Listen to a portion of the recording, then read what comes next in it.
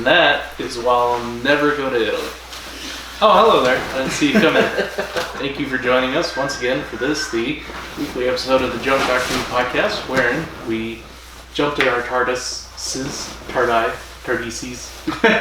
back in time to 2005 to watch Rose. It would be TARDISes. TARDISes. Yeah, with an ES. Oh. TARDISES. Yes. Alright, I'm Heather. This is Holden. And welcome to the Junk Doctor Who podcast. Alright. We hopped in our TARDISes. No. Alright, what are you drinking today? Jack Daniels Blackjack Cola. And I'm drinking Blind Squirrel Peanut Butter Whiskey. As you do. Even a blind squirrel. Alright. Is right twice a day. It's true. Broken clock. Yeah. That's right. Even a blind squirrel can find a nut. Or two. Alright. Anyway, thank you for joining us. Welcome back to this, the 161st episode of the Junk Doctor Who podcast. We're not that drunk yet. Where we jumped in our TARDIS. Alright. If you notice, we have changed the Doctor. We are now on the 9th Doctor. And we're on the current revival of the show. The first one being the TV movie, which was basically a backdoor pilot to make the show. We're on that Doctor. Yep. And we're on that TARDIS. Same TARDIS, yeah. Okay. But it's different. Okay, I'm going to have to get some stickers for the other Doctors before we get past Tennant. Oh yeah, we got to put the War Doctor. We'll print him out. We got to print out the human Doctor. I could just get an updated poster. We got to print out the Valier. We got to print out the animated Doctor. Alright, anyway. So, at least I hope the show is still current. So, supposedly there's a Christmas special coming out, but there's lots of rumors about it. It might get canceled? They're having a hard time, the rumor is, they're having a hard time finding anyone who wants to play the Doctor. Oh, yeah. Because the show's been in such decline. You know what they say about rumors? Yeah. Makes a rue. A U and myrrh. I gotta be more drunk for this. Alright, anyway. This is like I said, the very first episode of Series 1. We had 26 seasons, the TV movie, and now we are basically on Series 15. 15. With a Christmas special coming out, hopefully this Christmas. Now, it's not one series a year, because you notice it's been 19 years since this aired, 21 years since it's aired in 2005. It's taken several hiatuses. And some the revival has. Yes. Well, wasn't there a second revival? This is the second revival. The first one was the TV movie, which was a backdoor pilot to Going, but they did not continue it. And then there's like Eccleston. Right. This is the current revival of the show, the second revival, and it's just taken a few breaks. Like between the 12th and the 13th Doctor? Stuff like that, yeah. Okay. What would happen is that as they use more CGI and more special effects, it takes longer to produce. And eventually the showrunners run out of ideas. So what you'll do is you'll have, we're going to do a series, but we're going to split it into two parts and do one half this year and one half next year, but that's still series 6 or 7, I think. Okay. 1 year they have the David Tennant specials, no series, but there's like 4 specials. Those are canon? Yes, absolutely. But they're not a part of the episode count? No, they are. Oh. The specials, like the Christmas specials. Oh, okay. Yeah, or the TV movie, they're all canon. And then there were just a couple of gap years, and of course, COVID. Yeah. So, we've gone through 15 series in 21 years. So, like I said, some of them are cut up, some years we don't have a series, stuff like that. Did you hear about what Tom Cruise did during COVID? He's like, let's film Mission Impossible. They're like, no, we can't do that. There's a lockdown. So he called the competing movie producers He's like, how's your filming going? You're like, we're not filming, there's a lockdown. And Tom Cruise is like, really? Oh, we're filming. So they all started filming. And then they're like, Tom Cruise is filming, we gotta start filming again. So then Tom Cruise went back and he's like, look, they're filming. Genius. Absolute genius. Alright. Anyway. So the story starts off. Notice the antagonists, Altan's nesting consciousness. They're back. Hey. And companions, new companion, of course, first episode of the series, Rose. New companion, Mickey. Mickey Mouse. Anyway, so it starts out a day in the life of Rose. Really like a mundane, Yeah, everyday life. mundane existence. Lots of establishing shots of London.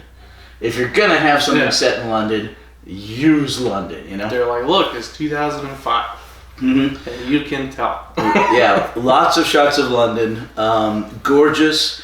Lots of good establishing shots. She and Mickey are boyfriend girlfriend. They love each other. It shows them having lunch together in the park outside the British Museum. Mm-hmm. She works in a shop, Harold's or something. I think it's called. Wilson? No, Wilson was the guy down in the basement. Huh. Anyway, it establishes her character fairly well. Mickey a little bit less so, because of course she is the center point of the episode to introduce her. Mm-hmm. We already mostly know who the Doctor is, Mm-hmm. although there's been a gap in time between when we saw him last and now. So there's like a whole new audience that Yes, are they just got in learning with this show. who the Doctor is. So Mhm. it's kind of like an introductory thing, Right. and the audience is viewing and learning things through Rose. She's like their Yes, she is the one they are meant to identify with. yeah. The Doctor needs a companion from which to talk and springboard ideas. The companion asks the Doctor questions, Uh-huh. which the audience gets to learn information. They learn who he is. They learn what he can do. And it's always been that way, with the sole exception of The Deadly Assassin, when Tom Baker wanted to go at it alone. Oh yeah. Yeah. That's kind of Yeah. I like the story. I would have liked a companion, but it was okay without it. But I'm glad he picked up Leela the next story. a lot of monologuing. Oh, I love Leela. She's my great. favorite. All right. Okay. So they're closing the shop for the night, Harold's or whatever, and she has to take the lotto money to the basement to give to Wilson. Yeah. She goes down there. She's wandering around. She ends up being stuck in a large room with a bunch of mannequins. Yeah, the door swings shut and locks. Now, She thinks it's a prank. Now, here's an interesting thing: is as we continue on, I will have less to tell you about what's yet to come, because there will be less what's yet to come. Yeah, Okay. like this was what we used to talk about of what's to come. Right. And we're finally here. Right. I've been waiting for the revival forever. Yeah. But And it only took us 20 years No. to get 8, I think. 8 years. But Ooh, look at that. so the Ooh. but an interesting thing to talk about would be about how the episode would look to someone who is very familiar with the original run of the show, Mm-hmm. and compared me. to how it would look to someone who's watching it now for the first time. So if you're watching it now for the first time, those mannequins are creepy, but they're not dangerous until they start coming alive. If you've been watching the history of the show, Oh, yeah. you know those are autons. I knew those were autons right away. Yeah, it's like autons, nesting consciousness. Okay. Yeah. Oh man. Anyway, Proud of myself, man. I know my Doctor Who. you are now almost an expert on the old stuff of the show. Yeah. Not Not really. Not really. A lot of it just kind of. Okay. Okay, I'm an expert. Yes. All right, so she's about to get killed, and the doctor shows up. Eccleston, big Doctor ears, shows up. ding, ding, ding, which he pokes fun at a little bit later. That was a question I had. He comments on his ears. Like, he's looking at his reflection. He's like, man, look at the ears. Like, he just regenerated. Right. Apparently, he had regenerated not that long before. But then, this Clive guy has seen, been keeping track of the Doctor's adventures since, like, the 1800s. Yeah. And then showing up for the Kennedy assassination and the Titanic. Yes, however, that might be... So he regenerated, goes to 2005, meets Rose, gets in the TARDIS, has all those other adventures somewhere along the way, which rewrites history to where that same evening he left, when Rose looks up on the computer, Clive already has this entire life conspiracy theory of... I like to think he had those adventures at the end of the episode, between where he invites Rose and she declines, and then comes back and invites her and she goes. By the way, I think that to me that's to me he goes off, he does those adventures, and he gets seated throughout history, and he already knows who he is, and then he comes back and says, "Damn it, this is boring without somebody." So he comes back and gets Rose. he mentions the war, The Time War. the Time War. So the War Doctor is a prequel to Eccleston. Mm-hmm. Okay. Technically, yes. He was the War Doctor, and then he regenerates into Eccleston. Yes. Shows up in 2005 London. Yeah. Okay. We'll Wibbly get there. wobbly, Timey-wimey stuff. All right. Someone should write out a timeline of Doctor Who, and it's just like this spaghetti line. No, people have. Oh no. Yes. But anyway, so the War Doctor part was written for Eccleston. They wanted him to really do that. He absolutely refused. So they wrote in John Hurt. That's the big controversy, was he didn't like the production staff. How they treated other... Right. According to him, from at least what he literally has given us at all, the showrunner, Russell T Davies, and some of the other production staff did not treat the filming crew or the production crew, whatever, the way he thought they should have been treated. I guess he thought they were abusive. So that's the reason he left after only one series. Well, good on him. He's got standards and morals. And he absolutely refused to do anything Doctor Who for about 10 years. No, 20 years. Wow. And then he finally came back and started doing Big Finish. 2005 was 21 years ago. Yeah, imagine that. Okay, anyway, so Eccleston shows up, saves Rose, tell her to run. They run. Come with me if you want to live. Yeah, essentially. No, it's basically run. They get out of the big store, and he goes, "Hey, these things would be a problem if I didn't have this." And he shows, "Oh, it looks like a bomb." Like a C4. Yeah, C4. The timer's already ticking on. Yeah, if I didn't have this. And he goes, "By the way, there's going to be a big massive explosion. What's your name?" Rose. Rose. "Hi, I'm the Doctor." Run. You should run for your life now. Yeah. She starts taking off, and then the whole department store, 3-4 floors, just completely explodes. Well, while they're first making their escape, a mannequin was trying to choke the Doctor through the elevator door. And he pulls its arm off. Yep. So when she's running out of the mall, she's still carrying around this mannequin on her for some reason. Yep. She's in shock. She's in disbelief. She takes it home with her. Okay, there is a famous, you can find it, I think, in the extras on the Blu-ray, but it's also online somewhere. You remember the couch that came out of the department store on fire when it exploded? What? No, there wasn't one. Oh. But they filmed a shot, I believe, with that and the couch didn't land where it was supposed to land and almost hit somebody. So they left that out of the episode. Wow. But yeah, this Scary flaming stuff. couch flew out. Okay. Oh, the explosion? Yeah. Huh.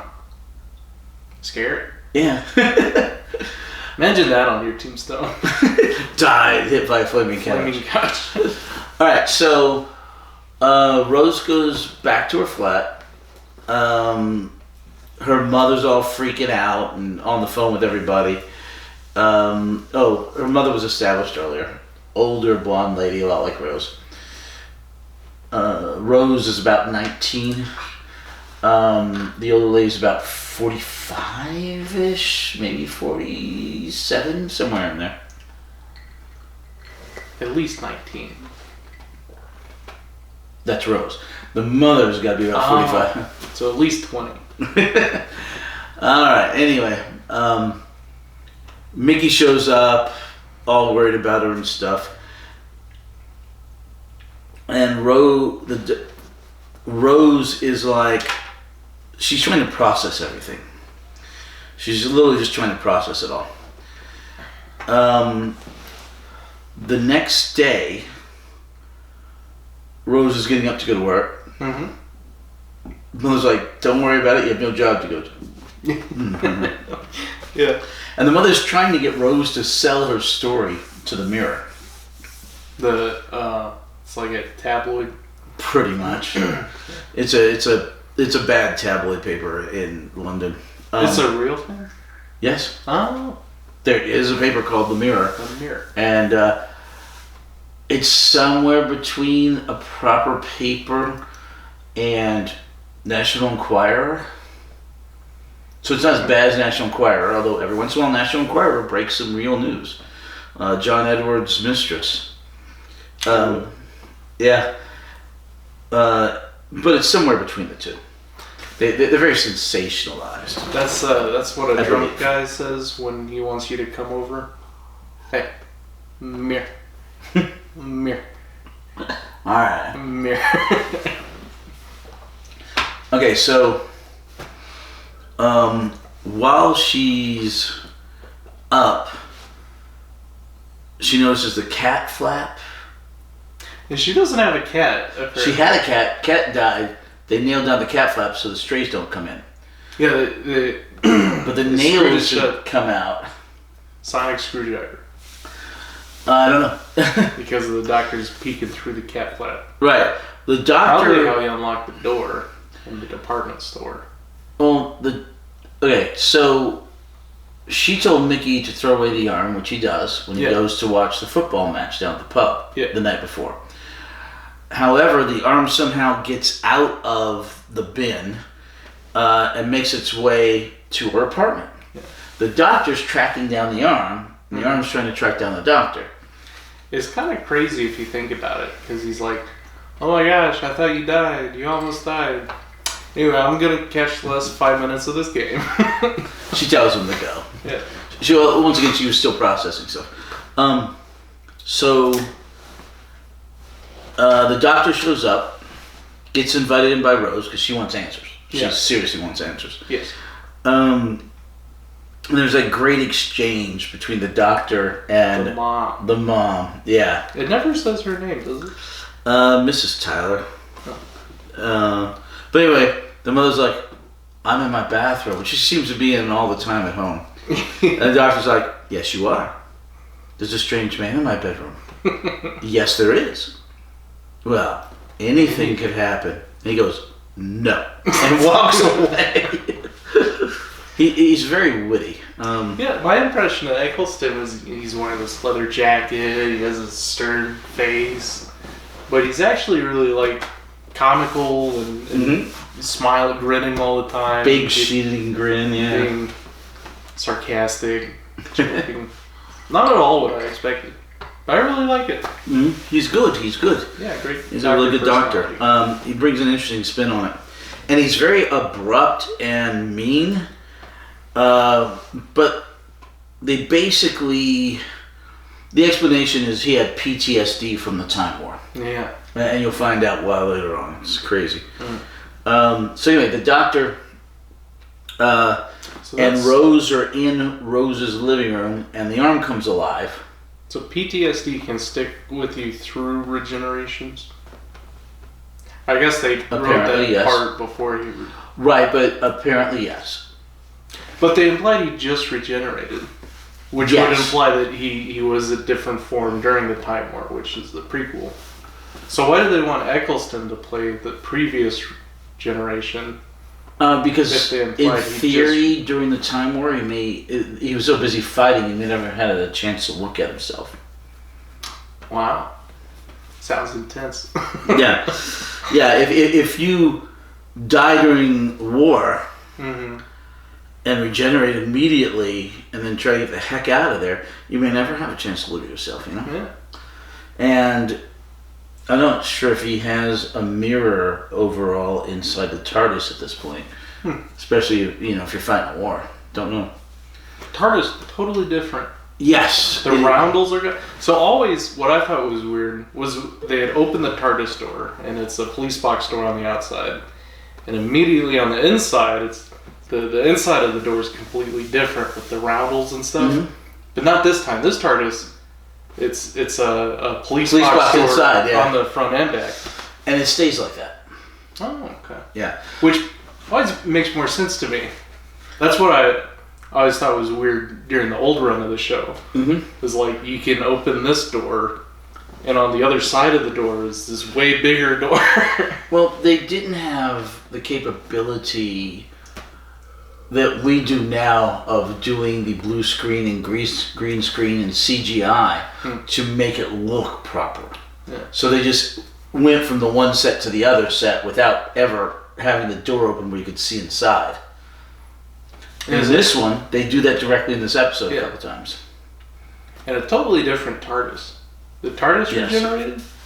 Used to, they'd always explain why the control room looks different. He went to the wooden panel one. He's like, this is... For a little bit, yeah. This other one on this other level that I like. Now, the TARDIS changes occasionally when the Doctor changes. Not all the time. The TARDIS is a Time Lord. The TARDIS is Time Lord technology. There's a slight difference. But anyway, so... TARDIS has 13 regenerations. Okay. But actually more, because the TARDIS is actually this timeless child. No. Oh. Alright. So, old days, the Doctor fades into the new Doctor during regeneration. Now... The Doctor has a lot of destructive energy. Regeneration energy can be used to destroy or to repair, to fix, to help. I found out abracadabra means like I create with a word, and then avada kedavra means like I destroy with a word or something. Which I thought was neat. Latin. Yeah, something like that. So anyway, when you see the next regeneration, it will be... There's going to be a lot more to it. No, Tennant. Oh, really? Yeah. 12? The David Tennant is the 10th Doctor. And 11. The 14th. Yeah, that's 11, that's Matt Smith. You don't have 12 on here. No, I need to update that poster. Lisa got that for me in the old house forever ago. Who's the 12th Doctor? 12th Doctor is Peter Capaldi. Capaldi. Mm-hmm. Older gent, yeah. Ooh. Really, really freaking good. 13th is Whittaker. 14th is Tennant again. 15th is Shutagawa. 16th has yet to be determined. There's a placeholder there now. Well, the 14th is only around for like 2 episodes? 3. 3 episodes. Right. Well, he shows up at the very tail end of one episode, but you don't really count that. And then he's in there for the 3 60th anniversary specials. They have 3 specials for the 60th anniversary? Yes. No series that year. There was basically 4 specials. The New Year's Day special, and then the 3 60th anniversary specials. Ah. Okay. Like I said, a reasonable number of gap years when it comes to series. So So the TARDIS may have to fix itself and repair like that, and every once in a while you will get a drastic change of scenery on the inside of the TARDIS. So it's like the Doctor is a leap year baby? What do you mean? I don't know. Okay. Alright. I was going somewhere with that. Got my theory. Drink. Alright. Anyway, the animated Nessing consciousness controlled arm of the Auton that the Doctor had pulled off the Auton the night before in the elevator comes alive and attacks the Doctor and Rose. They finally manage to do it after a big fight. Well, the mother's in there blow drying her hair so she can't hear crap. They destroy several pieces of furniture. Rose can't even hear it. She didn't know what was going on when he was being strangled. Oh yeah, in the because other room. he thought she thought that he was having fun. Like what Mickey did. Yeah. She even says, "Give a man a plastic arm, and he's got to do that." Anyway, they finally subdue it, and the Doctor uses a sonic screwdriver to deactivate it. Yeah. And The sonic screwdriver's back. yes. After forever. No, it was back in the TV movie, remember? The TV movie? Yeah. The animated one? No. The 1996 TV movie with the 8th Doctor. Which one? The one with the ascot. He did a TV movie? Oh, yeah. Okay, I remember. He has the sonic screwdriver. Yeah. So, it's only been like an episode since we've seen it, although it was 9 years prior. Alan Rickman. No. Looks kind of close, but no, that's McGann. Snape. No, once again, looks kind of close, but that's McGann. What's the bad guy from Die Hard? Once again, close, but no. This is McGann. That's gonna bother me though. Okay, anyway.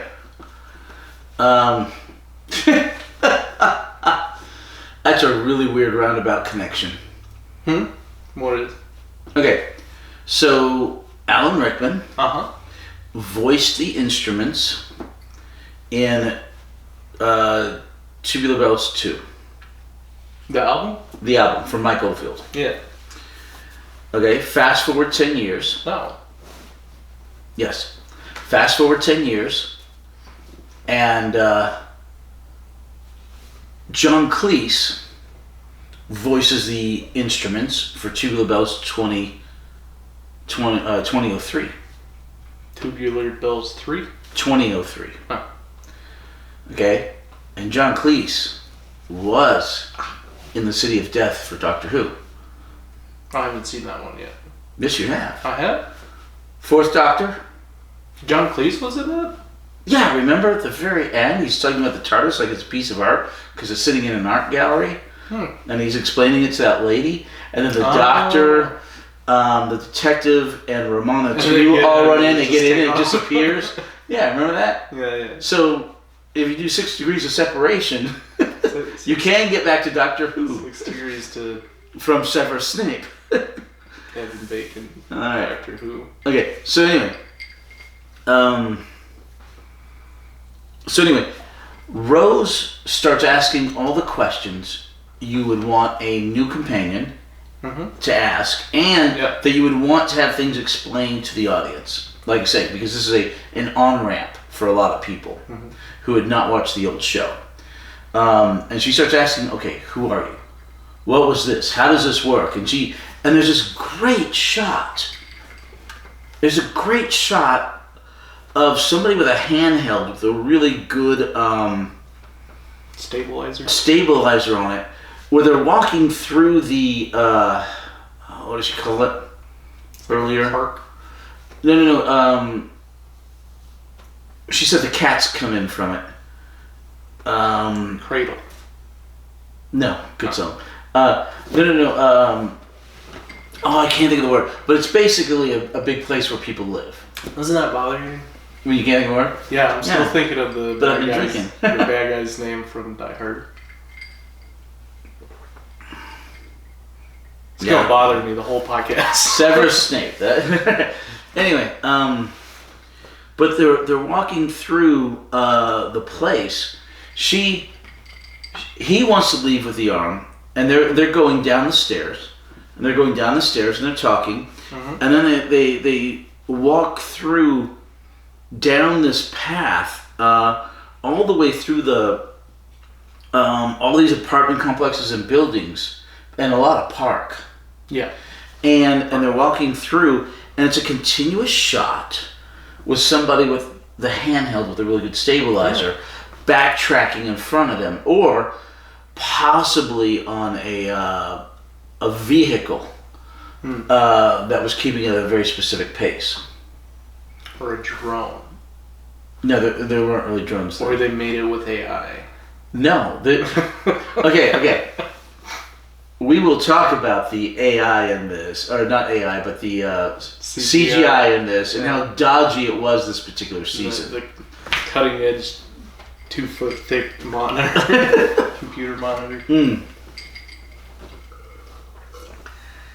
Man, I'm still trying to think of that word. Anyway, so they have a great scene where the doctor explains to her at least a good bit about him. You keep like waiting for the tagline for her to say Doctor Who, but she never quite does. Doctor, what's your name? Doctor Who is it? Yeah, but they have a lot of good back and forth banter. She's witty, he's witty, and they have a really great rapport. Right off the bat, which is really nice. And it establishes a good bit of camaraderie, friendship, etc. Even if at the time the doctor thinks that she's going to be incredibly shortly transitory in his life, Yeah. Goodbye, Rose. Goodbye. Anyway, so he leaves. At one point he tells her, people are going to die if you tell them about this, stuff like that. And she brought it back. Very threatening. Yeah. Was that supposed to be threatening? Sort of. Well, it's not. And then later on, he tells her he's the doctor. Is that supposed to be impressive? Sort of. Well, it's not. Yeah, and like I said, they go through their, I think it may have been called the estate. Something like that. Anyway, so the doctor leaves in his TARDIS. She starts walking away. She hears the whoosh, whoosh, whoosh. She runs back. She sees the police box disappearing. She's like, okay. So the doctor went and got in the TARDIS. Alright, now... Okay, she wants to look up information on the doctor. Yeah, she goes over to Mickey's place. Yeah, use your computer. Get us on his computer with a cathode ray tube and stuff. Don't look at my emails. And she's like, doctor, she can't think of how to phrase it where it would come up. Yeah. Finally, she comes up with Dr. Blue Box. Yeah. And then comes up a picture of him, and it says, talk to Clive. The website is Doctor Who? No, the website... That might have been. Yeah. Okay, cool. I didn't see it. And then Clive's the first one to say the name of the show. Yeah. And so she and Mickey go over to Clive's. Mickey thinks Clive might be a murderer, so he stays in the car. She goes in. Clive takes her to a shed where he's got all this information. And he's a conspiracy theorist who follows the ins and outs of stuff. Hans Gruber. There you go, Hans Gruber. That's the one. Yeah, cheers. Man, that was driving me batty. And then his brother comes back for Die Hard 3 or something? I don't know. Okay. I watched one, and then I watched one way later. No, just stick with it first. Where he drives the car into the helicopter. Well, that's 4. 4. Okay, I watched 1 and 4. Alright, 4 was pretty good. I like 4. It was, but they kept it PG rather than PG-13 rather than R, so they never got to say the line. Oh, yippee-ki-yay. Yeah. Alright. I was exhausted watching 4, though. I'm like, doesn't he ever get tired? Indefatigable. Good word. Alright, so she goes in. Clive tells her all about the doctor. He shows her a picture of him right in front of the Titanic. Him right where JFK is going to be shot. him on 1800s. 1888 or something, when Krakow exploded and, you know, somebody had drawn him. And all these different stuff. And he's like, she's like, what do you think? He says, I think he's immortal. Because he first starts out saying, you know, it's like a title passed from father to son. Yeah. But finally she goes, well, what do you think? He says, I think he's immortal. I think he just goes through time and, you know, lives all these different things and places. And he's an alien. He may have been different faces or whatever, and he's an alien. He's right on every stinking count. Yeah. He's right. Yeah. He had it figured out. And she thinks he's nuts, though. Yeah, she's with him, like, he's this dude, and there's this title that's passed out. Oh, that must be his dad in that picture. The granddad. And then finally comes out with all the information. The whole plot. And she's like, no, yeah, you're crazy. Yeah, a nutter. You remember the kid? Dad, it's one of your nutters. All right. Is that she? Yeah, the wife is very surprised. Okay. Anyway, so in the meantime, Mickey gets into a fight with a garbage bin that creeps up on him. It is great because one of my favorite Autons thing was like they can control plastic, which is like any plastic, right? Which is terrifying. And I love the scene where they had the animated the telephone line on the strings, and it's it wraps around Emily Shaw's neck, right? And then they never do it again.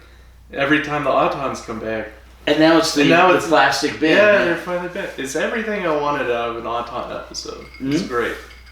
Yeah, the plastic morphing and the right. So Mickey touches this bin, and his hands get stuck to it because apparently the plastic just grabbed a hold of him. He can't get away, and finally the bin sucks him in. Yeah. Okay. Here, this is where the CGI is really dodgy. Terrifying. Terrifyingly bad. Terrifying to get sucked into a garbage. Oh, true. True, but the part where he's trying to pull his hands off, the CGI is really bad. That doesn't look great. No, this first series, they didn't throw too much money at it because they wanted to see how it was going to be received and how well it would do. And it was received so well, and it did so well, that future series all had a giant budget increase. But this one's still a bit dodgy on CGI, especially. Any CGI in this series, you're like, that could have been better. Yeah. But starting next series, it gets better. That's something I wrote down. It's like the revival must have been electric for Doctor Who fans. It's finally coming back. Mm-hmm. It hasn't been Doctor Who since 96 because the last millennium. Yes. And it's finally back. I'm like, man, that must have been huge. Watching that on TV, like, it's back. Yeah. You had to wait 7 years for one episode. You got that one episode. Then you had to wait another 9 years for the next episode. Because Scream of the Chocolate at the time was not canon. You know, at the time. Anyway, so Mickey is this obvious plastic thing. Yeah. Obvious. Like, we can tell, but Rose has no idea, apparently. Even though he's making, like, weird, demonic noises. Well, he does this weird Max Headroom thing. Max Headroom? I don't know who that is. Okay. Back in the 80s, there was a character, a guy who gets killed in an auto accident because it's his maximum headroom. But he gets sick of. Anyway, his body ends up in his mind ends up in a computer somehow. And he would talk like that. He would go, I want to, talk to you. And so he had all those weird glitches. I think I know what you're talking about now. Yeah. So when Mickey starts having those, or Mickey Robot starts having those weird glitches, it looks very Max Headroom to me. Okay. So anyway,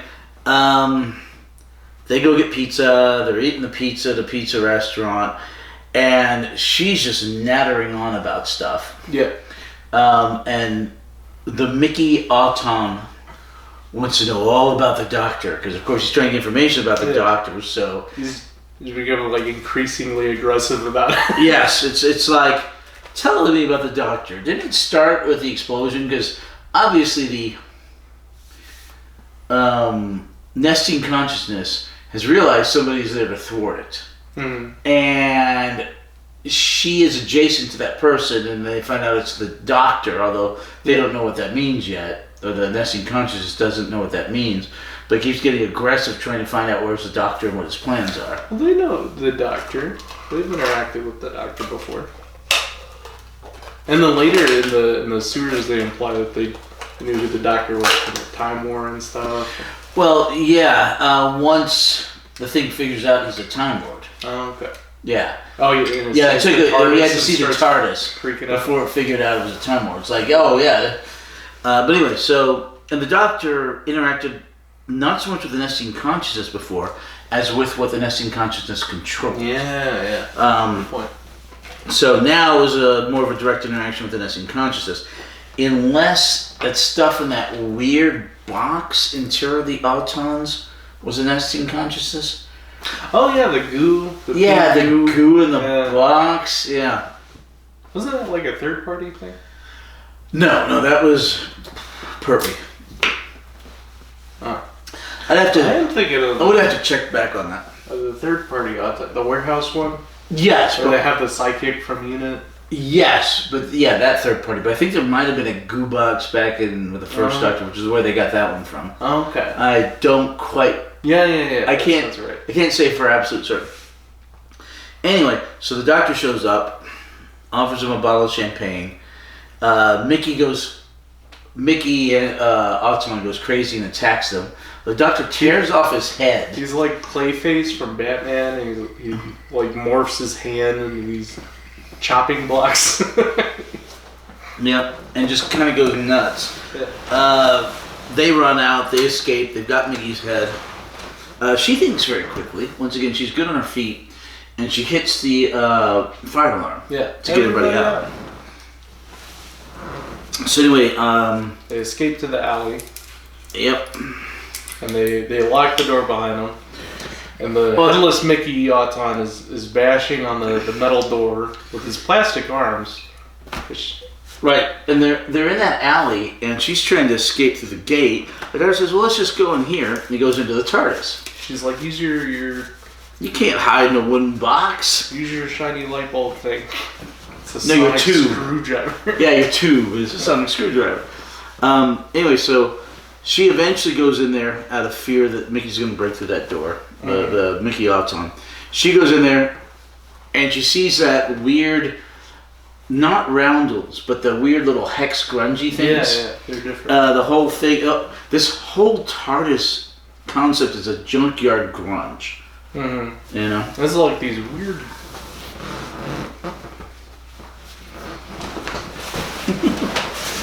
It's a junkyard alloy, like golden pillar things. It's to help reinforce the roof in most things. It seems a lot more alien, like past TARDIS. Yes. TARDISes. Well, they didn't have the budget back then to make the TARDIS more alien. Yeah, I like the documentary we watched. She's like, we need the TARDIS. He like punches some holes in some paper. He's like, there's your TARDIS. Not quite a documentary. That was more of a... docudrama? Yes, docudrama. And that was Adventures in Time and Space. Yeah, that was a good one. I like that one. Yeah, it was. So anyway, and it was done during the 50th anniversary stuff. Did we do an episode on that? Or was that just something we watched for like a movie night? We can look it up. Alright. Anyway, so I think we may have talked about it during right, because I think we had gotten through the first Doctor to the second Doctor or something like that, and then I said, let's watch this. It was right out of the 50th stuff, so we got to see the docudrama. Anyway, so she wants and she's like, he'll break through. The Doctor's like, no, even the assembled hordes of Genghis Khan couldn't break through there. And they've tried. And she's like, this is alien technology. It's bigger on the outside. Yep. Alien technology. Yep. You're alien. Yep. Yeah. Okay. That's a summary the audience needs, especially if you're new to the show. And so they follow the signal for the alien head, but it's melting. So they get close to the source of the nesting consciousness, but not quite there. Mm-hmm. And once again, she's clever. She figures out it's the London Eye transmitting everything. The Ferris wheel. Yeah. It's called the London Eye. The doctor's very clueless about this. Oh yeah, it takes him a minute. It's like, what? He's like, we need a giant round thing to transmit all this stuff, yada yada. And she's like, "Eat your drink." What? What? And about 4 times. Yeah. Finally goes, fantastic. They go over there. They get down to the bottom. She chastises him because her boyfriend just died, or she thinks he died. Yeah. The doctor pulled the head off of the Mickey Auton, and he didn't even think about Mickey at all. Yeah. And that's what I was thinking. Was like, yeah, well, obviously Mickey's still alive because the Autons always kept the body double when they're copying people, like an airport episode. The airport episode... Or that was an Autons. That wasn't Autons, that was Chameleons? Not Chameleons, God, what are they called? Chameleon sounds right. Is it not Chameleon? Might have been Chameleons, yeah. Might have been Chameleons. But wasn't there also an Auton airport episode? Because they Not go back to airport. the same airport. That would be... Was that also Chameleons when they went back? No, I don't think... I don't remember the Autons in an airport, but I think that was very similar with the Chameleons. Yeah. Yeah, the Chameleons were hiding the body doubles in the cars in the parking lot. Yes, yes. But And, the Autons would, like, put them in boxes or something. yeah. And we had the same thing with the Zygons, where the Zygons had to keep the originals so they could mimic them. Okay, well, now they're just overdoing that. Hey, 50 years, man. 60 years. So All right. Mickey's alive. Anyway, I've got to take a leak real quick. You keep talking. Okay. I want to see what my wife's saying, but my wife's watching Texas Tech play Texas for the Women's College World Series. They're in the final right now. It's the actual World Series. Electric. We lost. Crap. Exhilarating. All right, well, I'm still going to go take a piss. All right. We're going to talk about everything but Dr. Who. That's the part of course. You grab me a black polo when you come back? Yeah, absolutely. Thanks, man. So this Hans Gruber guy, what a great villain. How cool is Alan Rickman? Rest in peace. He passed away in, 2014? From cancer. A whole bunch of celebrities died. In 2014, it was weird. Like a weird amount of famous people passed away. And they did this skit about this guy who was in a coma, and he wakes up and he's talking about, oh, I've always wanted to meet this person, and they're like, oh no, you can't, they're gone. And he's like, oh, well, I've always wanted to see this person. And he's like, no, they're gone, you missed it. And they go through all these celebrities. He's like, man, a lot's happened in the past decade or so. And he's like, no, that was just 2014. There's more. Okay. So the London Eye is being used by the nesting consciousness of the giant satellite dish to make its connection to where it can send not radio waves, as Rose calls it, but mind control waves, the doctor calls it, to control plastic, like the mannequins and the garbage bin. And there's a smaller relay antenna, which was the first thing he blew up on the top of the department building, but this is their main antenna dish. He's like, well, the nesting consciousness has to be somewhere below the signal, and she points to the sewer grate over the bridge, and she's like, what about that? And Eccleston's like, I like it. And he pulls the grate off, and it's very ominous early 2000s vibes, where it's this red light and fog coming out of it. So they just dive right down into the sewer, and there's Mickey. And you think he's chained up, but he's not. He's just cowering there under a stairwell.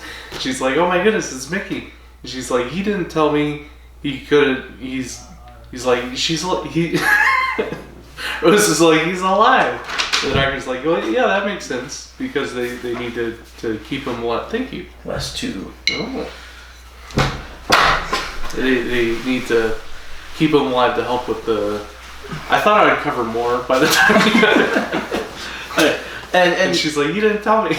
Yeah, she's like, I knew this would be a possibility. We were talking about Alan Rickman. What happened to this? Don't know. We got damaged in transit. Right. I want a refund. It's gonna taste the same. Alright, so yeah, Mickey's cowering in a corner the entire time. Yeah. He is no use to anybody during any of this. Oh, he's the worst. And the vast majority of the time, he's literally holding on to Rose's legs like a scared little girl. Yeah, I was gonna talk about it. He's the worst. It's so sad. Okay. And that's one of the problems I have with Modern Doctor Who. modern Doctor Who. Something that's called 21st Century Who. 21st Century Who. For short, New Who. New Who. N-U-W-H-O. New Who. You ever drink Yoo-Hoo? Yeah. It's not chocolate milk. It's chocolate drink. Yep, there's no milk in it. Yeah, it tastes like chocolate water. Yeah. Alright. Which I guess is what it is. So... Which is kind of weird when you first try it. And you're used to chocolate milk. But then it grows on you. You're like, it's not bad. Alright, so... It has chocolate in it. And you can put chocolate on anything and it's great. You stop that. Okay. Anyway. So the doctor, Rose is like, well, use that anti-plastic on it. And the doctor's like, Yeah. no, I have to give it a chance. I'm not here to kill the nesting consciousness. I have to give it a chance. Big reveal. Big evil. It's Nestle. Nesting. Oh. So, because the doctor chilled the anti-plastic earlier that if he has to, he can destroy it. Who do you think's more evil? The nesting consciousness or Nestle? The nesting consciousness. I think it's Nestle. Do you know they make chocolate milk? I'm gonna hurt you. Remember some of the early episodes of They really are supposed to be like an evil company. I don't know. They're very controversial. No, I have no clue. It's because of like the cocoa bean harvesting and the slave wages and third world cut. Look it up. We can actually talk about Doctor Who. They own a whole lot of companies.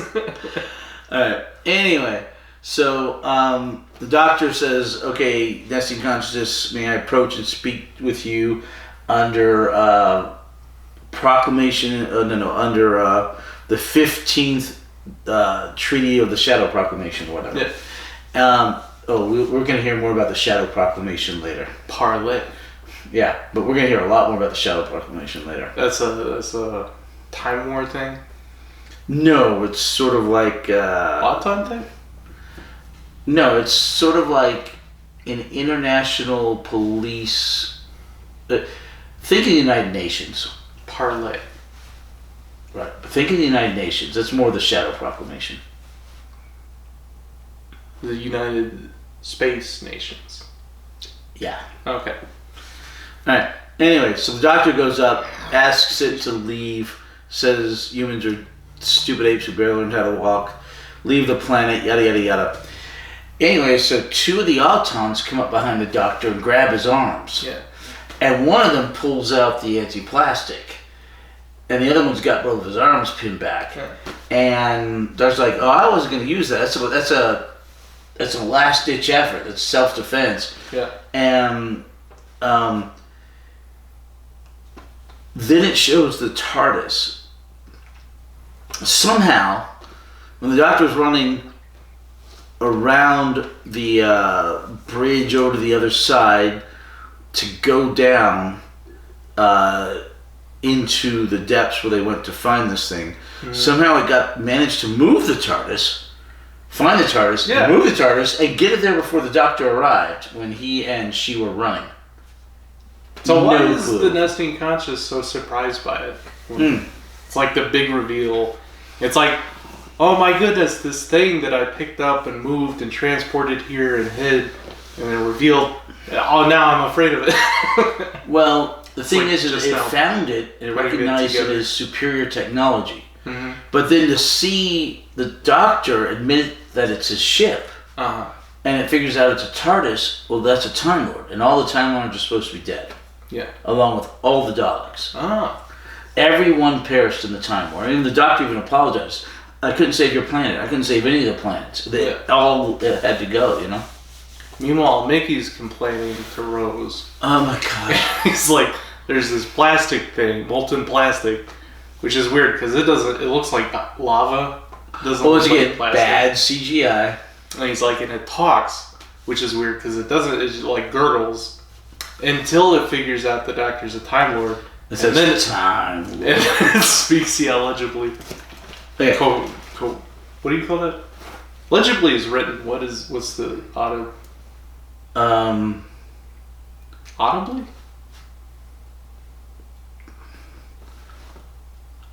Well. Okay. So anyway, Discernibly. discernibly, that's good. Alright. So anyway, the Doctor's captured and pinned. Mickey is holding on to Rose, like I said, like a little scared girl. Mm-hmm. Rose, I mean, to be fair, he's in shock and he didn't get the explanations that the Doctor gave Rose.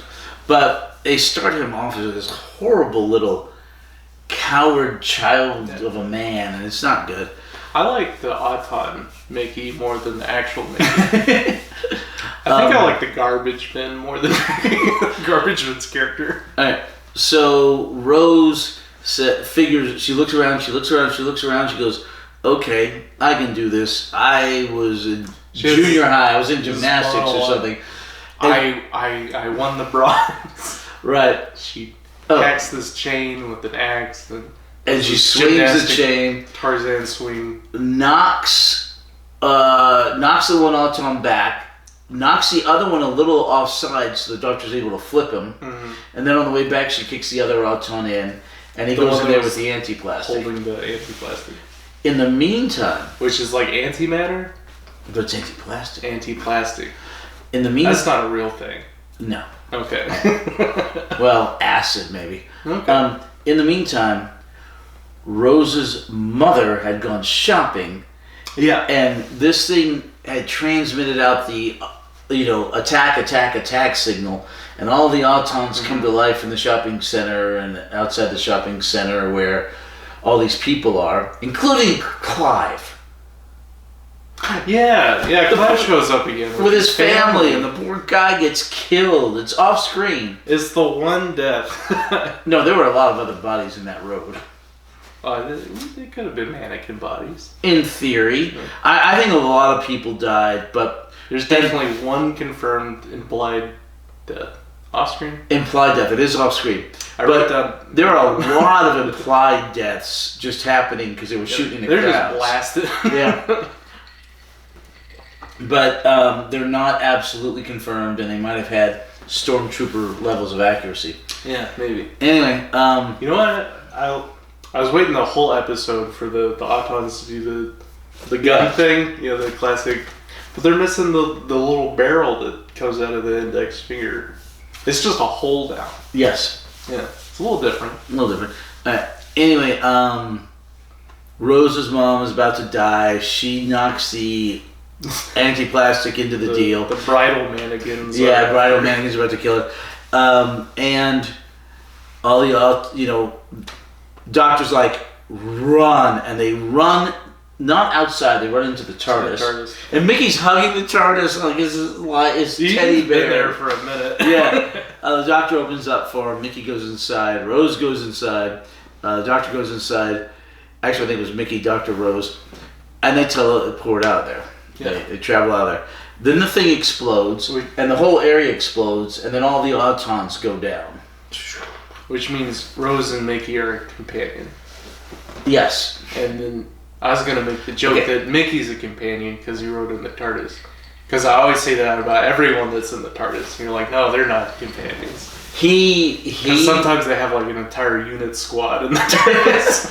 Once. They're all companions Once, sir. now. Once. You're like, no, they're not companions. Just because you ride in the TARDIS does not make you a companion. They have to fill a companion role. Right, it's a fill companion role. But, and you could argue Mickey's not a companion yet, but he becomes a companion like 3 episodes down. Oh, so, okay. whatever. Spoiler. Yeah, spoilers. Anyway, but he definitely, he fills a companion role, especially then. But anyway, so Doctor lands, all the Autons are down, Rose talks to her mother, everything's fine. Rose... She just hangs up on her. Yeah. Mickey runs out of the TARDIS like, oh my god, my brain's on fire, I can't understand any of this. Shock, shock, shock. Yeah. Which is fair. Crouched behind a pallet. Like the pallet's going to protect him from anything. Yeah. Rose comes out.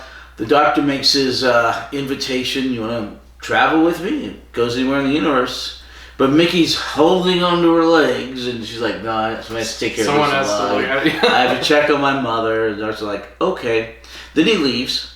Has a bunch of adventures with JFK. Supposedly. Yeah, supposedly those things. It's the way this works narratively.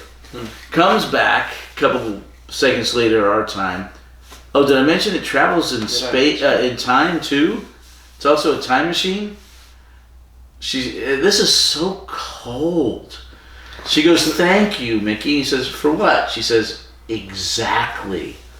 Kisses him and runs into the TARDIS. I'm like, that is so cold. So she's implying she doesn't have anything to think of for? Yes. Okay. I didn't really get that line. She's implying he's not done anything that she needs to thank him for. Yeah. It's just brutal. I thought he's like, come on these adventures with me. Because I'm desperate for a companion and I'm lonely. And she's like, nah, I got stuff here on Earth. He's like eating potato chips and watching the telly. And then the bed. I thought that, him saying, oh, it also travels in time, told her that I can go on all these adventures and then come back to the exact moment I left and then just resume my life. And that's what convinced her to... They do try that. It doesn't work. No, it never works. Like, it works occasionally. It works occasionally. Always leave and then they return to Earth, but like 2 years after they left. Yeah. So they've just been like a missing person who's been declared dead. You don't know how right you are. When they finally do come back, it's been 9 months, and Mickey was a suspect in murder for a long time. Of Rose? Of Rose. Wow. Or they start a school. Yeah, there you go. Alright, okay, so, the end of the episode, Rose. And we get something this season we don't normally get, is some next week. And that was just episode 1 of the serial. There's only one episode. So episode 2. There's only one episode. Oh, okay. Most of this season... They're not serials anymore. They're seasons now. Series. Yeah. Well, I mean, there's stories. It's just some of them are only a single episode. Some of them are 2 episodes. Okay. Yeah. I think there's 10 total stories. 1, 1, 1, 1, 1, 2, 1, 1, 2. No, 1, 2, 1, 1, 2. Something like that. But we're done with the breakfast foods. The cereals. Yeah, no. Anyway, okay, so what did you think overall of the episode? I loved it. It was everything I ever wanted out of an Auton episode. Mm-hmm. We finally get to see the nesting consciousness. Mm-hmm. We see the nesting consciousness Autons controlling plastic that's not just mannequins. Mm-hmm. Which was a cool callback. Which I always thought, why do they never do that? If they can do that, because it's terrifying. And then they started doing it. And then you have like the plastic morphing, and I thought it was really cool. Okay. I liked it a lot. What did you think of the choice to use the Autons as opposed to say the Daleks or Davros or the Cybermen or the Master? I liked it. I think the Autons are a good entry point. Alright. They're very sci-fi. They're terrifying. It's a pretty simple concept. Mm-hmm. for a sci-fi, it's like there's this alien that can control plastic.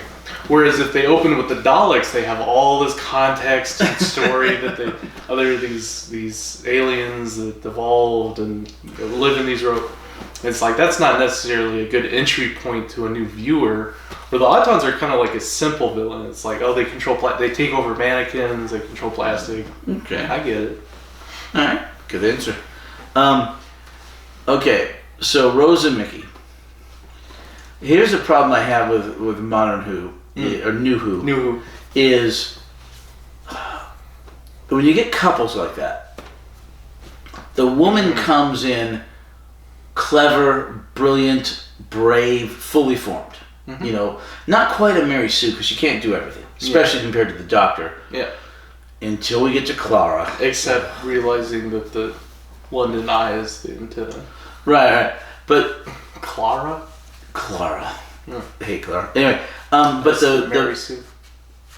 Oh God, yes. That's the one everyone hates. Is that the one that the Doctor's emphatically in love with? The Doctor's emphatically in love with River's song. Rivers. Yeah, at some point they introduce like romance between the Doctor and companions.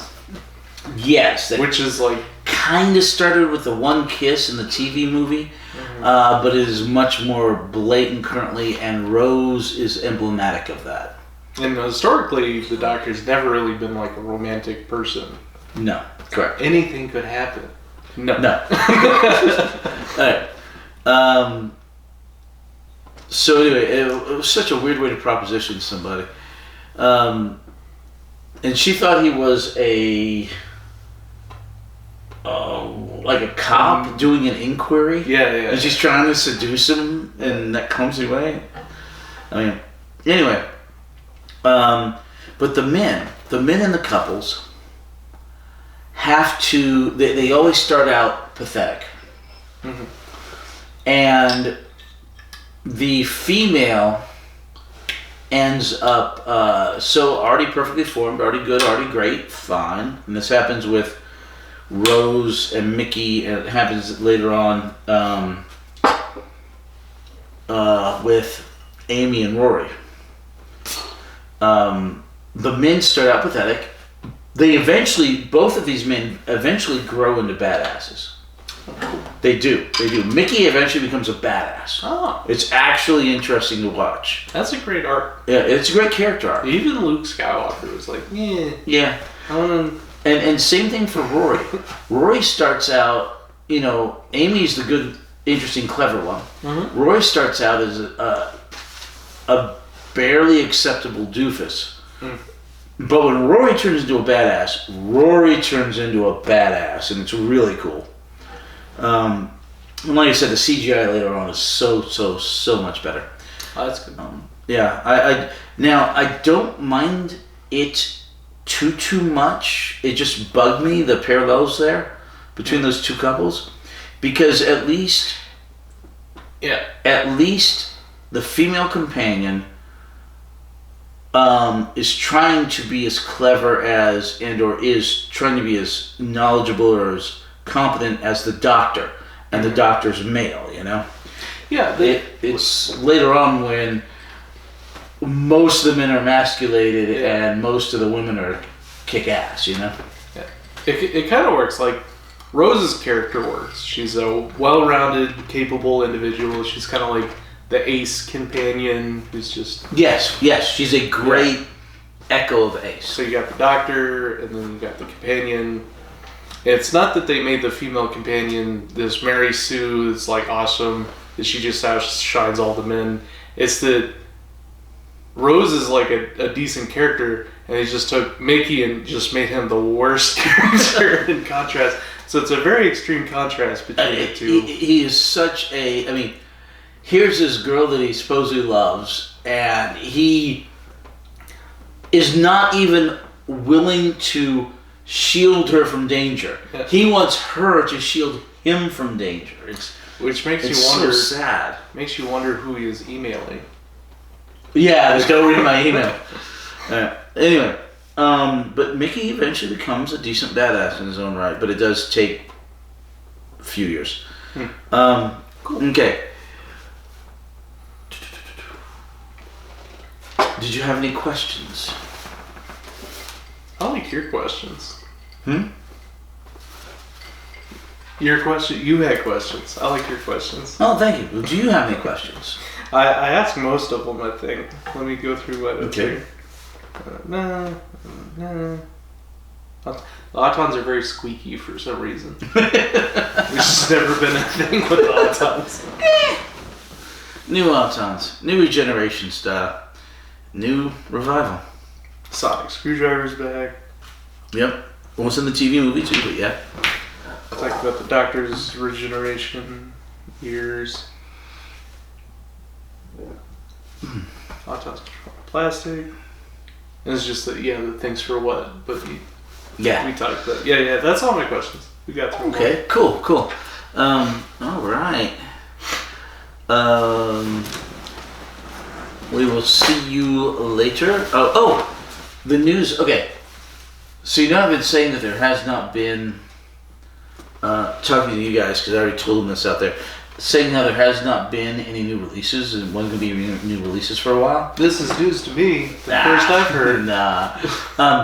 So I'm on the Doctor Who message boards, and on that, and somebody's like, well, yeah, Series 21, or Season 21 came out on Tuesday. And I'm like, what? On Blu-ray. On Blu-ray. The collection. The Blu-ray collection. Surprise! And I'm like, wait, what? And I went and looked it up, and it's available on Amazon. And the timing makes sense, because, not Series 1. Series 15, the second Disney series. And the last one. Yes, and the last one. Came out Tuesday. The previous Series 14, Disney Series 1, came out a year and a day after the final episode aired, which, their contract looks like it was for a year of exclusivity. Yeah. Everywhere outside the British Isles. This one came out a year and 2 days, because, the calendar shifts a little, and everything here comes out on Tuesdays. So their contract was for a year and 1 day. And the next one, it's going to be a year and 3 days. There is no next one. Alright, anyway, but so apparently I can now go out... Not yet. Oh, no. There is going to be. With somebody else. Not Disney Plus. Yeah. Once they find someone who wants to be the Doctor. Yeah. But so I now, once I get back from vacation, I'll be able to watch the latest series of Doctor Who. Not the latest episodes, because the spin-off The War Between the Land and the Sea still hasn't been released outside of the British Isles. Oh. And still hasn't been released on Disney Plus. But it is going to be on Disney Plus. Oh, it's supposed to be, but so I think Disney Plus may be taking it as a write-off. Oh. Like that Batgirl movie they made and spent $100 million on and never showed it because it was better for the insurance money. Write-off. Yeah, seriously. Take the insurance money on it. All right. Yeah. I think Disney might be doing that with The War Between the Land and the Sea. So at this exact moment, we finally have Series 15. Shutaigatwa's second and final series thus far. We're still waiting on The War Between the Land and the Sea to be released here. And in theory, there's a Christmas episode happening at Christmas, but we'll see. How disappointing would that be to be like an actor, you get your big break in this big blockbuster superhero movie, it's been 2 years filming it, they're like, oh, we wrote that off for tax purposes. It's never coming out. I'd be bummed. True. But to be fair, Shutaigatwa was a star-winning BAFTA awards before he became the Doctor. Oh, yeah. Or right after he became the Doctor. What do you think of the faster pace of the show? It is fast, yeah. Because they get everything, they get the whole story in one episode. Yeah. So it moves at a decent clip. Yeah. The establishing shots is like the introduction to the Rose character is like this montage, and then we're jumping from scene to scene, lots of action. The conversations are fast paced, plots revealed fast paced. You remember, and once we get the Doctor and some other characters established, it slows down a little. You had to pack a good bit in the first few episodes. Yeah. Just to continue to lay the groundwork for new audience members. Yeah. Makes sense. But you remember how we would talk about, like in the 5th, 6th, 7th Doctors, I would say, in the old days, this 4 episodes would have been 6 episodes. Yeah. This 3 episodes would have been 6 episodes. It's the same thing here. This 1 episode would have been 16 episodes. No, probably 8 episodes. No, if you throw back to when they needed the content more and didn't have the shorter seasons, this probably would have been 4 episodes. At least 4 episodes, yeah. 3 or 4, yeah. But anyway, interesting. All right. David Tennant came out, and the family came out with the 3rd season of Good Omens. I always thought that they should do the British thing, where season 1 was Good Omens, and season 2 they call Bad Omens. No, Good Omens. Good. But then you don't really have a phrase for season 3. Good Omens. It's a mad world. No 5th mad. No 5th mad. 4 mads. Asked him why it wasn't 3 mads. Why wasn't it 3 mads? In an interview, they're like, you released this movie, lots of actors, it's called a mad world. Why didn't you call it, it's a mad world? He's like, because it's not a mad world, it's a mad world. True. Alright. Well, it's going to be interesting seeing how long it takes us to get through. We're going to be done with Tenet in like 3 months. Eccleston. Why did I say Tenet? I don't know. I'm thinking of Good Omens. We're going to be done with Eccleston in 3 months. Possibly. That's Possibly. But we were done with the 8th Doctor in a night. Yeah. That was faster. So Eccleston was the 2nd shortest tenure of a numbered Doctor. Yeah. Comes right afterwards. It's okay. And then we will get to Tenet, which will take longer. But we will, of course, be doing there's less third-party stuff. There's fewer episodes per season. But there's a lot more spin-offs. This was the golden age of Doctor Who. When you had Russell T Davies' first stint as the showrunner, there's a period of like 4 years when there's not a single month without something Doctor Who on the air. Oh, wow. You have the main show, you have Torchwood, you have the Sarah Jane Adventures, all intertwining and intermingling, and occasionally an animated deal. But there's a period of like 4 years with every single month had Doctor Who, as opposed to the giant gaps we have now. Yeah.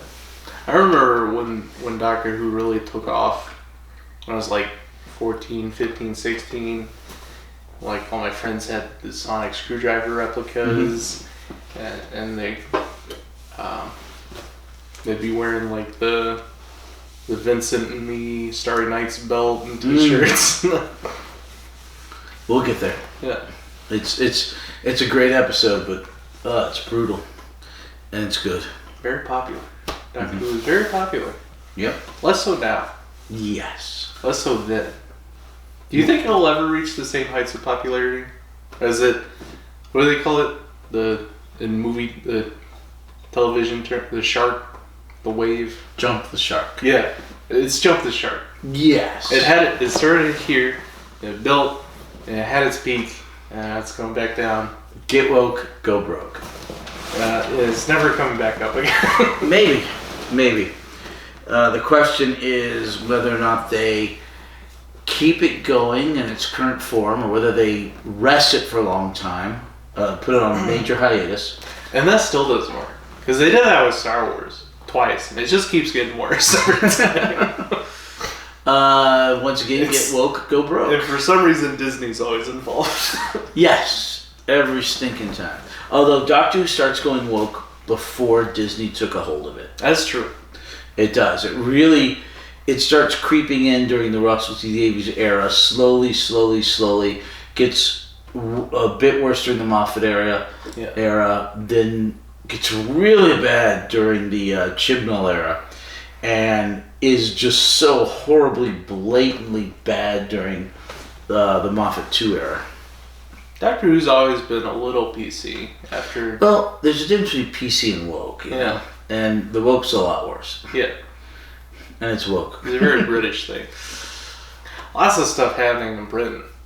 There's that one party that like had a huge majority of votes. It's like the Reformation Party or something. The Reform Party. Yeah, and then a whole lot of English British liberals were very upset about it. Yeah, like it's the end of democracy. You're voting away your rights. It's so stupid. No, not to get political, but when do we ever do that? Yeah, we do it occasionally. Anyway, Donald Trump, and to a lesser extent, and to a lesser extent, the guy in Colombia. The guy with the chainsaw in Malay, yeah. The guy with the chainsaw in Peru or whatever country that is, Argentina. Yeah. Malay, Argentina. There has been a rejection, slowly but surely, across most countries of the super crazy destroy Western civilization.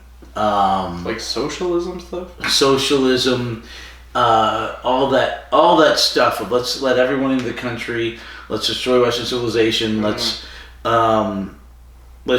we have to call pronouns, you don't have free speech, all this other stuff. I read stuff online, like my engagement fell apart because I believed in borders. Yeah. It's like, but there's what's happening to society? Yeah, there's a giant rejection of that insanity now, and countries are trying to go with smaller governments, trying to protect their borders, trying to get away from all the DEI woke nonsense. And it's coming to some states like California right now, and it's coming to a lot of countries across the globe. And one of the latest ones was the United Kingdom with their recent elections. Yeah. I think our next president's going to be a Democrat, though. Ours? Yeah. No. What's weird is so the pattern is always Democrat 2 terms, Republican 2 terms, Democrat 2 terms, Republican 2 terms. Except George Bush Sr. only had 1 term because of some sort of controversy. And then it didn't really break that pattern until Trump became the second non-consecutive second term. Right. But it's always like Democrat 2 terms, Republican 2 terms, and the voters like the. There is a pendulum swing, but you're missing some vast exceptions. Is the what do you call it? The moderates. They always try to balance it out. They're like, this party one time, this party this time, and they're like, they don't want one party to have too much power. What year do you want me to start? 2027. No. In what political year do you want me to... My only context goes back as far as Clinton, like when I was born. Okay. And before that, I read about George Bush Sr. Okay. But I have no political Let's take it... before that. You go back a ways... There were some exceptions like FDR, but... I did not have sexual relations with that. Let's start at 1980, okay? Okay. Because between FDR and Reagan, it was pretty much 1 or 2 terms each side. Mm-hmm. Reagan was so beloved and so well for the country. Very popular. He basically got 3 terms. 2 for him and 1 for George Bush Sr., who said he was going to continue Reagan's style. Mm-hmm. He didn't. If he had, he would have been reelected, and there would have been 4 consecutive Republican terms. Yeah. As it was, because he came in as a moderate, not a conservative. There was a candidate who came in on the conservative side and split the Republican vote. What was his name? Gorbachev. No. Tear down that wall. The pyramid building on Indiana and the South Loop was donated by him to Texas Tech. Do you know his name? Who built the WYCA across the street from you? No. It's Jeff Bezos got a divorce, and his wife took 40-50% of his billions of dollars. Mm-hmm. She's like, I would donate so much of this, and she built a whole bunch of WYCAs across America, which is pretty cool. Yeah. All right.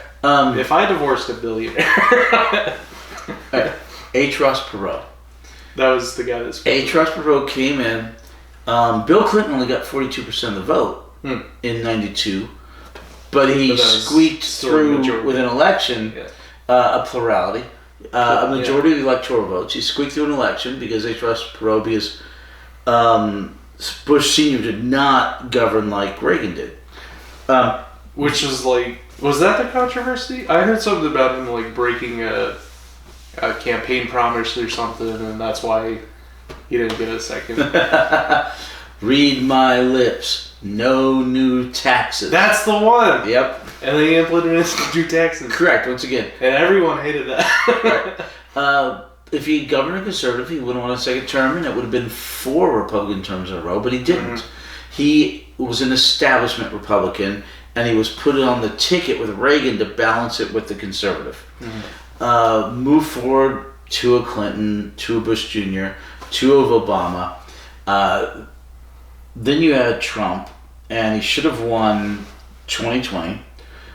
And he was, but they did all the cheating and all that stuff.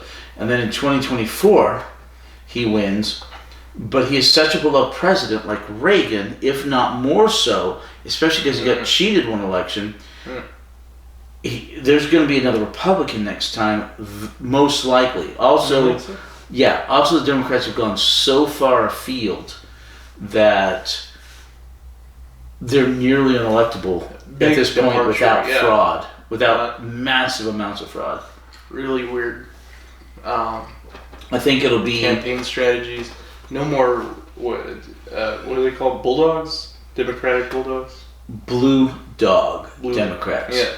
They used to be a Southern Democrat who was reasonably conservative in a lot of his beliefs. The last one left the Senate about 4 years ago.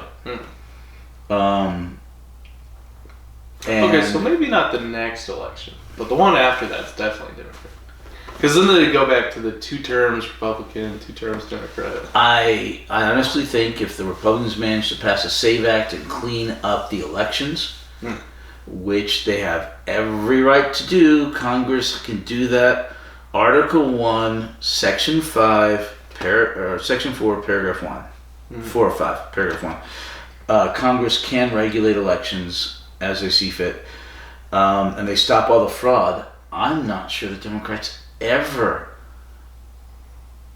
win a national election again. It's going to be crazy. They're going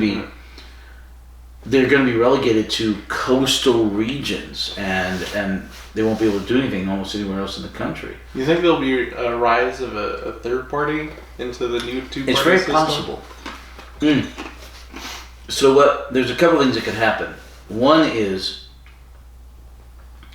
there could be a rise of a centrist party, like a reform party in the United Kingdom that just won so much. That is what the Democrats used to be, except hopefully not racist. Hopefully not... Okay. The Democrats have been so many bad things for their entire existence. But hopefully somewhat moderate, not racist, not trying to control everyone else's lives, might come up. Maybe you could call it the Reform Party. The other possibility is the rise of, say, the Libertarians. That's what I was going to say. Yeah. Libertarians. And but they have such a wide range of, you have, really conservative libertarians, really liberal libertarians. It's a bit of a hodgepodge. The benefit of the rise of the libertarians is that they already have ballot access in all 50 states. Yeah. You Whereas, like, already the have new a party- built-in crank. The other party would have to do that. But you would have a large fight for that party because it is so scattered ideologically.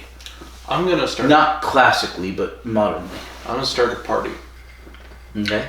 It's gonna be called Bring Your Own Beer.